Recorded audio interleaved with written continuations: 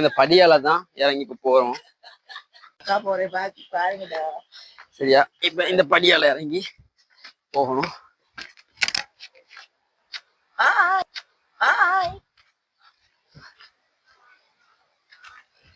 So பாத்தீங்கன்னா super வகிக்குது இடமெல்லாம். அந்த அளவுக்கு கிளீனா அந்த சைட்ல பார்த்தா விளங்கும். ஒரு நேச்சுரலா வந்து ஒரு இடத்துல வந்து குளிக்கிறது, நிறைய நிறைய ஃபன் பண்றதுக்கு ஒரு சார்ந்த ஒரு இடம் தான் இந்த இலவங்குளம் அப்படின்னு சொல்றது. ஸோ இந்த இலவங்குளத்துல நிறைய பேர் இப்போ சும்மா டைமே நிறைய பேர் வருவாங்க. அதே அந்த ஃபெஸ்டிவல் பெருநாள் டைம் அந்த டைமுக்குலாம் இங்க ஒரு இடத்துல குந்துறதுக்கு கூட இடம் தேடணும் அவ்வளோத்துக்கும். ஏண்டா அவ்வளோத்துக்கு ஆட்கள் இங்க வருவாங்க. எல்லாத்துக்குமே வந்து என்ஜாய் பண்றதுக்கான ஒரு லொக்கேஷன் தான் இலவங்குளம். ஸோ எனக்கு பிடிச்சது இந்த இடம் தான். பட் எங்கள்கிட்ட ஊர்லயே இப்படி ஒரு இடம் இருக்கிறது எங்களுக்கு சந்தோஷம்தான். பட் நாங்கள் டக்குண்டு வரக்கூடிய நிறைய டிராவல் பண்ணி இன்னொரு இடத்துக்கு போகணுமென்ற ஒரு அவசியம் எங்களுக்கு தேவையில்லை.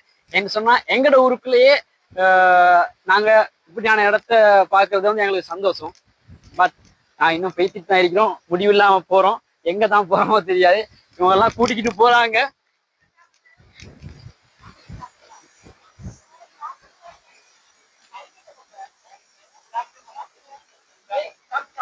இல்ல இல்ல, நாம இப்படி செய்வோம். நாம எல்லாருமே இப்ப தண்ணியால இறங்கி அந்த சைடுக்கு போவோம். போ இல்ல இல்ல, போவோம் போவோம், போயிட்டே ஆகணும். ஏண்டா இதான் எங்கட போற ஒரு முடிவு. எங்கால அவன் அலையோட அடிப்படிச்சுட்டு போயிருவான். என்கிட்ட மிதந்துட்டு தாரா மாதிரி இருக்கிறான். என்ன செய்வோம், அங்காலதான் போவோம். அங்கால போயிட்டு அங்கிட்டு போவோம். அப்படி அங்கிட்டு போனா சரி, உடுப்பாத்து அங்கிட்டு மாத்துவோம். சாப்பிட்டு போனா முக்கவசாம இங்க பக்கம். ரைட், அப்ப இவர் சொல்றாரு சாப்பிட்டு போண்டு. இப்ப இவர முடிவை நாங்க எடுக்க போறோம். ரைட், எல்லாம் சாப்பிட்டு போவோம், சாப்பிட்டு போவோம். ரைட், இப்ப சஃபியா சொல்லிட்டா இறங்குவோண்டு. அப்ப யார பேச்சு கேட்க மாட்டேங்க போறோம்.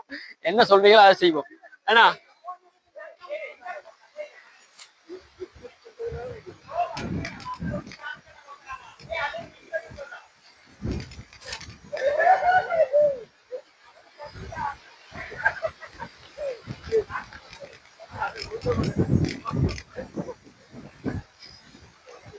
ஐடியா என்னன்னு பாத்தீங்கன்னு சொன்னா, இப்ப எல்லாருமே சாப்பிட்டு போட்டு தான் குளிக்க போறோம். ஏன்னு சொன்னா பகல் சாப்பாடு சாப்பிட்றதுக்கு லேட் ஆகிட்டு. இப்ப வந்து 3:30 ஆயிட்டுது சாப்பிட்றதுக்கு. பட் எல்லாருக்கும் ரொம்ப பசியா இருக்குது.